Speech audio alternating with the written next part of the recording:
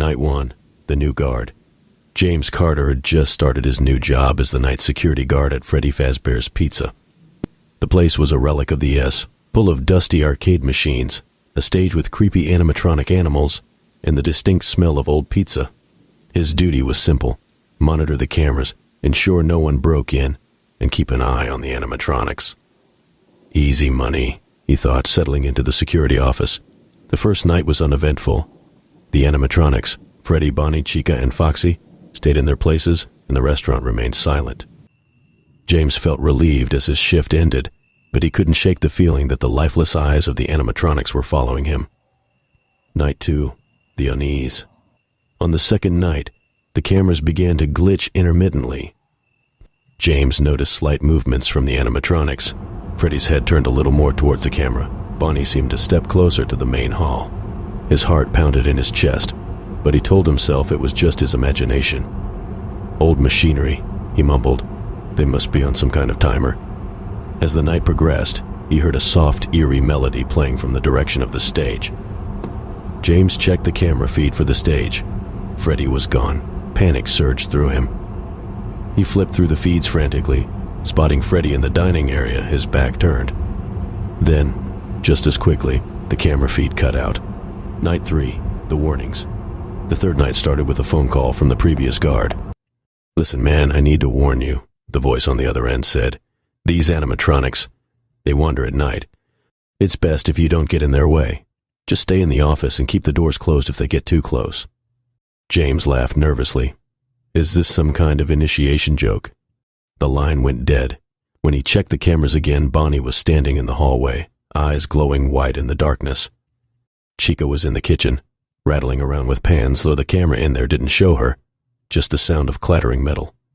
Foxy peeked out from behind the curtains in Pirate Cove, his hook gleaming menacingly. Hours dragged on, each minute feeling like an eternity. James kept the doors closed more often, but the power drained faster. By AM, the building was dark. Freddy's music played again, closer this time, and James felt a cold breath on the back of his neck. Night 4, the fear. James entered the office, trembling. Every shadow seemed to move, every noise amplified by his growing paranoia. He switched on the cameras, seeing the animatronics already off stage, their blank eyes fixed on the lenses. The previous guard had left another message. They don't like to be watched. Keep an eye on them, but don't let them near you. They think you're one of them without a suit. If they catch you, they'll try to stuff you into one, and that's, well, fatal. James swallowed hard. He watched as Bonnie and Chica approached the office from different directions. The power was already at half, and it was only 2 a.m. He heard Foxy's pirate song echoing through the empty halls, each verse sending chills down his spine. Suddenly, the lights flickered. Bonnie appeared at the door, face pressed against the glass, staring intently. James slammed the door shut, the power gauge dipping dangerously low. Night 5, the end. James dreaded the 5th night. His eyes were bloodshot from lack of sleep, his nerves frayed. As soon as the clock struck midnight, the animatronics were on the move. Freddy's laughter echoed through the halls, a chilling sound that seemed to come from everywhere at once. The phone rang, but this time, it was static and garbled voices. James couldn't understand a word, but the fear in the voices was palpable.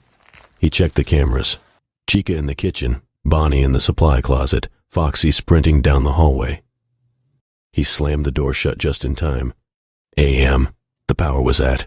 Freddy's face flickered on the screen, closer than ever before, his eyes glowing with malevolence. James heard the sound of footsteps outside the office, slow and deliberate. The power was at 10% by 4 a.m. The lights went out, plunging the office into darkness. James could hear the animatronics moving, their mechanical joints creaking. Freddy's song played, a distorted lullaby that made James' blood run cold. He could see their eyes in the dark, coming closer and closer.